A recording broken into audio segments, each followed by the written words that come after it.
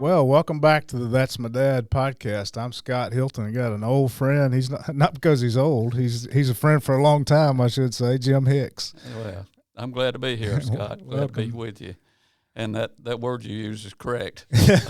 You're OLD. 80 years old, are you? Can I say that? You didn't have to, Do we need to edit that out? you didn't have to say that right off the bat. Got off to a bad start already. We've been friends for 49 years. Did you realize that? Well, how old are you now? I'm 56. So Oh, I thought it was 50 something. it may be. I was 7 when we first met. Oh, okay. Yeah. So Jim is a very highly respected businessman in our community and father of 3 adult children, 7 grandchildren, wife of 57 years, Jane, Right. and owned a television repair shop and had some other businesses. A very highly respected guy. Jim, I want to start. We at the end of the program, we're going to present you with something that we got from your 3 kids. We're going to surprise you with that. Did you know we'd done that? No. Should I? Is it going to be recorded? We recorded a little something from your kids that we want to show you. But to start out with, though, I received a text from one of them, and I want to read you that text and just get your response to that text, and then we'll have some more questions.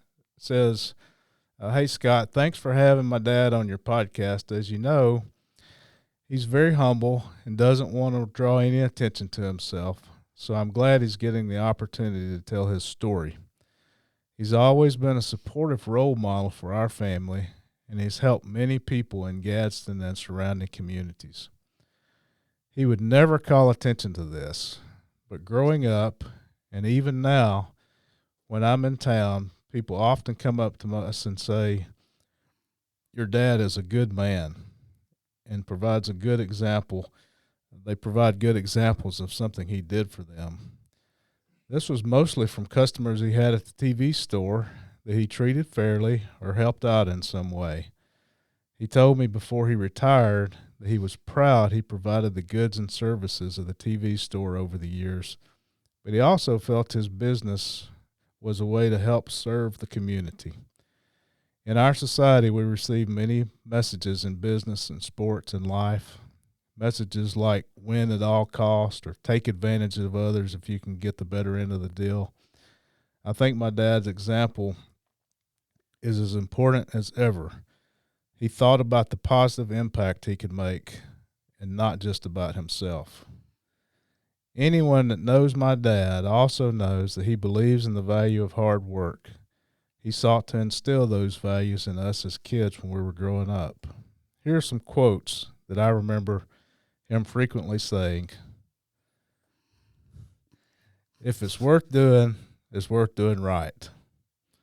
It's pretty self-explanatory, but I recall he would follow up with his customers and make sure they received the highest level of service as he expected. As a parent, he would encourage us to strive for excellence in our studies or extracurricular activities. He would say, finish what you started. You can stop an activity at the end of the season, but not in the middle.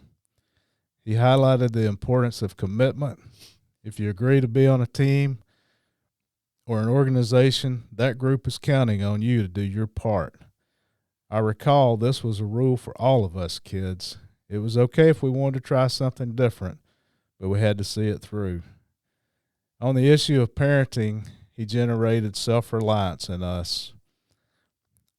I'll always support you and help you, he said, with 1 car, 1 college degree, and 1 wedding. After that, you're on your own. However, he helped us with a lot of stuff beyond that. The message was, your life is up to you. It'll be what you make it. You need to take responsibility for it. As I mentioned earlier, I'm grateful for my dad and the example he set for us as a father. He's selfless, faithful, and dedicated, and has always been there and has always been an inspiration to me. Thanks for recognizing these qualities and sharing his example so other men and fathers will be inspired as well.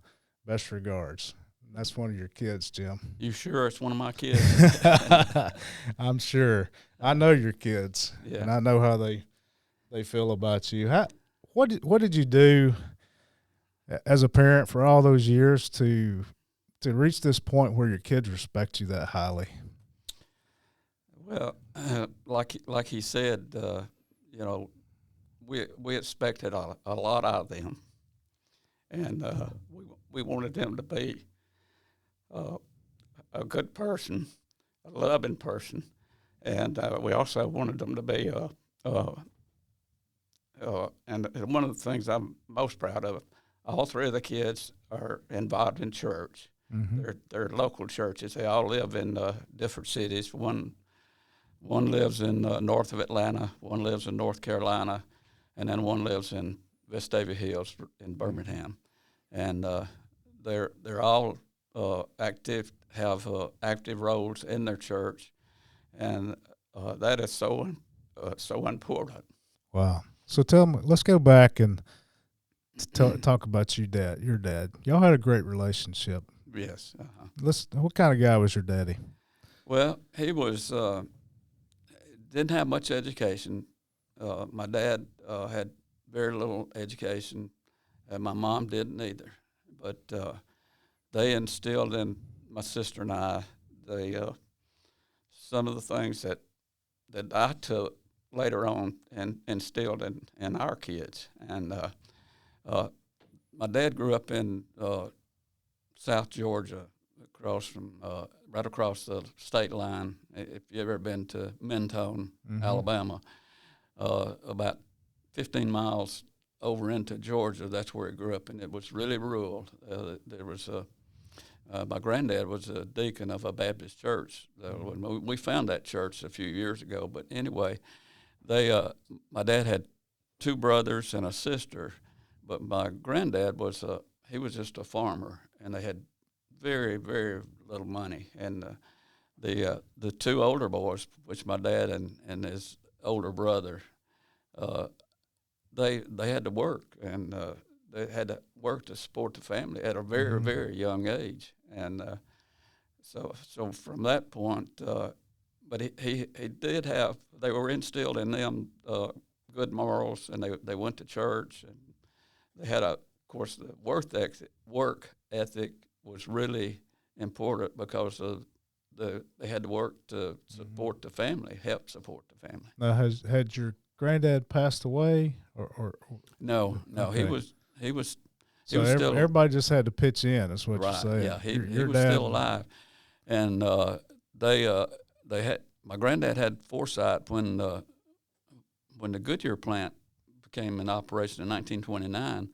They moved to Glencoe shortly after that time, and it ended up my granddad still was a farmer, and he drove a school bus to help support the family. And then the kids were grown at that point in time, and they all the kids went to work at Goodyear during the early 30s. So he was thinking ahead, seeing that.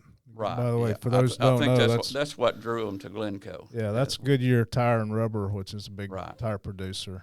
And so your dad did he work there as well, or he worked at the other? No, he worked there 34 years. He worked there 34 years, and then he started a business. Tell us about that. Well, we lived in East Gadsden, and the family across the street, the father of the family, he was a manager of a Western auto store, and they had a son 1 year older than me, and we became best friends, and we were best friends up until we were in our 20s. So they, at one point in time, they had the idea to go into a business together, and my dad was a silent partner in that business. And they stayed in that business for several years on South Fifth Street in Gadsden, and they had a problem, and I won't go into details on that, but it kind of got ugly. And my dad told him that, either you buy me out or I buy you out, whichever. Mm-hmm. And my dad was still working. like I said, at Goodyear. And so he called me one day, and he asked me. I was 20 years old, and he said, and I was taking business and economics and at that in college, and so I was kind of at that time I didn't know I was going to end up in a business with my dad. But he called me and he said, "What do you think about us forming a electronics store?" And I said, "Well, let me think about it." So I did, and it didn't take me long. So I knew that at his education level, he couldn't do it alone, and also still working. So anyway, we formed Hicks TV at that time on Forest Avenue, Yeah.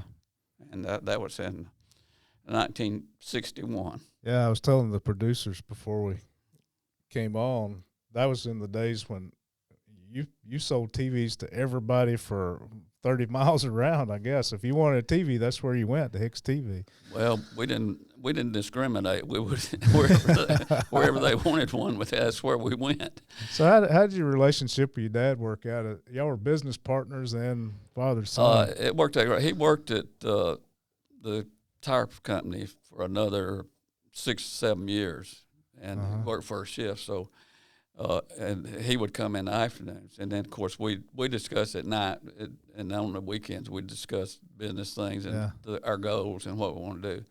And so and then when he retired, he came into business full time. So y'all became very close your last 10 years. You were always close, but yeah, we did. And when he retired, and for the, like you said, 10 years, the last 10 years of his life, we worked every day together. Yeah, and that was really great, really great. Yeah, so that's great to hear that generational. So it came down from your granddad to your dad to you to your kids, and now you got 7 grandkids. And that's one of the things we talk about here is how guys who don't have the benefit of a good family can change things. And then when they change things, they're not just changing their life and their kids, they're changing generations to come. Was there any particular, like an incident, that something your dad did that really spoke to you that you remember after all these years of? There's not one single event. It's just that he wasn't a person that would, have a conversation, say, "I want you to do this, 1, 2, 3, 4, these things." Or it was, we would have conversations, and it was always, he would listen to me. And the main thing, he loved us, my sister and I. And so how do you think he's influenced you? And your kids are grown now, so I'm going to say as a father, but when your kids were home, could you see your dad's influence in the way you raised your children? Oh yeah, absolutely. He, like I said, he had the ability to love. Our family. And in fact, even going back to my grandparents, they weren't ones to tell you every day, "Well, I love you," or show emotion to that. And but you knew that my dad and mom, they loved us, and that love, and they encouraged us to have that same feeling towards our spouses and towards our kids. Changing the tune a little bit, what do you think some things that you may have done wrong? Looking back, was there anything that you wish you'd done different in raising your kids? A lot of them. Do we have to take those? just wonder, just advice for dads as they travel along. Well, early on, I go back to church. I wasn't as involved in the church early on because of, like I've stated before. But then my wife kept encouraging me. And one of the things, one of the kids, we were I was going to stay at home one Sunday. And one of the kids came to me and said, "Well, I'm going to stay at home." And I said, "No." Excuse me. That's fine. So you you realized you weren't setting the example that needed to be set. And that's good advice for dads out there. Your kids are going to follow you in your footsteps. Yeah. And I told him, no, I was going and he was going. I'm sorry. That's all right. But you made a commitment. You made a commitment to do that. Yeah. And that really probably, that one decision changed the trajectory of your children and your grandchildren. And that's something dads need to hear. I'm glad you say that. And I can see that it's a powerful moment. Yeah. So Jim, what do you think it really takes to be a great dad? There's dads and then there are great dads. And it's probably not there's no complicated answer. I think I know what you're going to say, and it's not complicated. But I want to hear from you, though.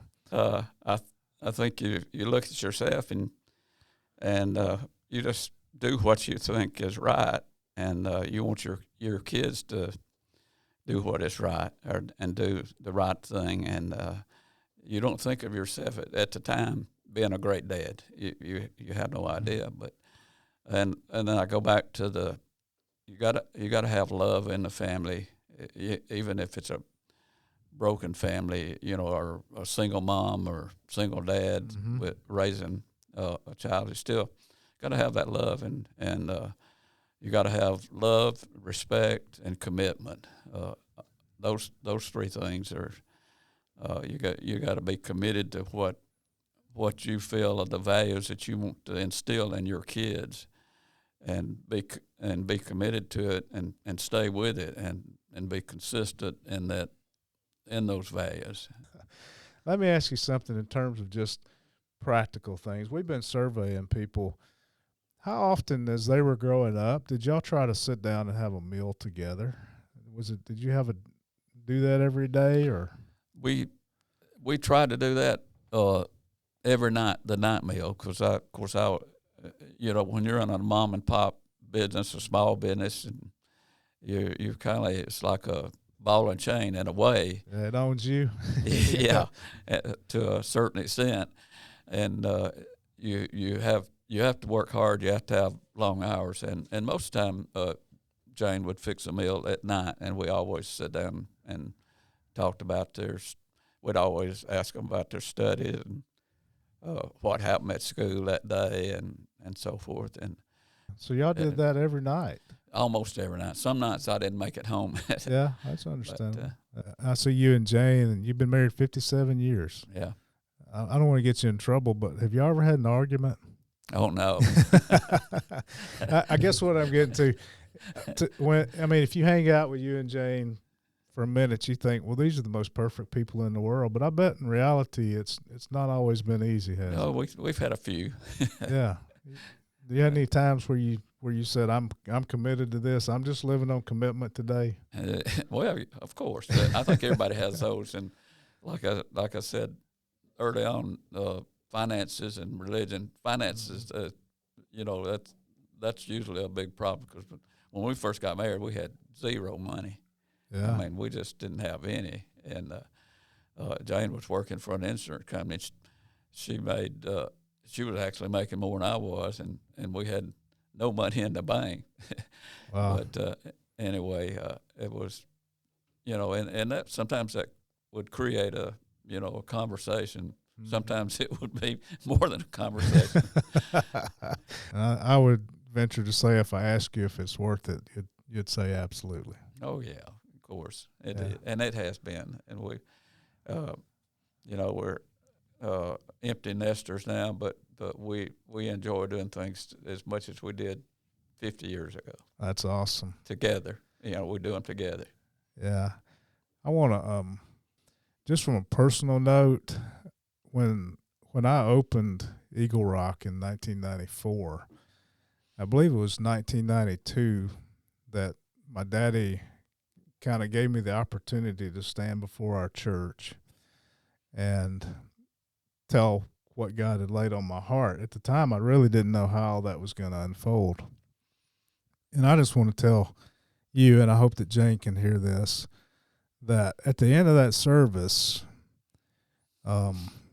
several people came up and talked to me. And the one that I remember was Jane, your wife, giving me a hug and saying, I'll support you in whatever you do, and I'll always be here for you. And that's been 30 years or whatever, and I've never forgotten that. So I want to thank y'all. And then y'all were kind enough, both of you, to be on my board of directors. And to be honest, there were some people who didn't hang in there with me because they didn't think I had what it took. Yeah. And y'all stuck with me.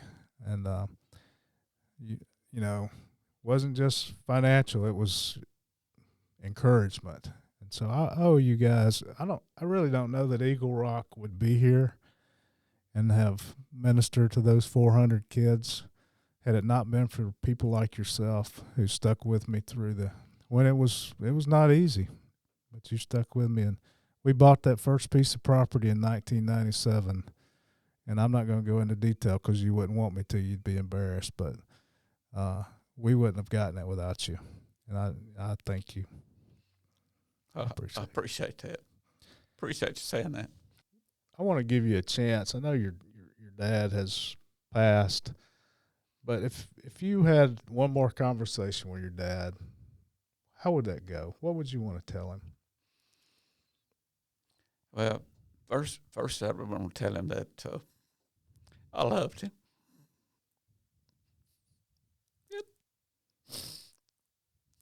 That would probably be the main thing. And I was with him when he died in the hospital. But did you get to talk to him and tell him how you felt about him? Yeah. That's awesome that you get to do that. Yeah. You know, there's one thing for sure. All of us are going to die one day.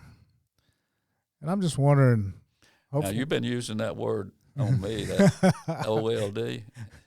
I'm wondering. I mean, maybe you've got 20 or 30 more years, maybe not.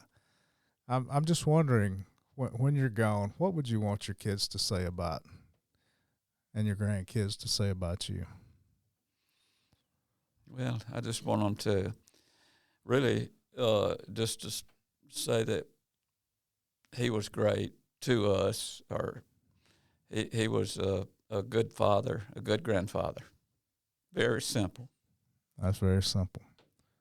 Well, you don't have to wait too long, because we got with Jeff, John, and Jan, and we want to present you this kind of a little gift, Jim. Oh, well, what? We want your kids think the world of you, and we just wanted you to give them a chance to honor you, and we're going to present you with a little video that they made for us. Hey, Dad, I just wanted to say thank you for just the example that you have been in my life and my family's life. I try to think of a word that would describe you and describe which you've been in my life and how you've been an example. And the word that I came up with was faithful. You have been faithful to God, faithful to family, faithful to your work, and faithful to family and friends. And I just looked at the definition of the word faithful, and it means steadfast and loyal. And that's a true picture of which you have been. And so I just want to say thank you for being that example to not only me, but also to my family. And just thank you for just all that you've done and the support that you've given me through all the years. Thank you. I love you. Hey, Dad. Thanks for all that you've done for our family over the years and for the impact that you've had on my life. As I was thinking about what to say, it was difficult to narrow it down the list of all the things that you've taught me. A couple of things that stand out, however. First, you've always demonstrated a strong work ethic, and you taught me to always give my best effort, to do things the right way, even if it took longer than the easy way. Second, you were always looking for ways to help others. You didn't make a big deal, or you didn't seek praise, but if you saw a need, you would meet it. I saw you modeled Christ-like love for others time and time again. Owning your own business made it difficult for you to be at my events. I get that, my sporting events or my high school events, but I always knew that you loved me nonetheless. One special area that we've always shared a bond together our entire lives is around sports, specifically basketball.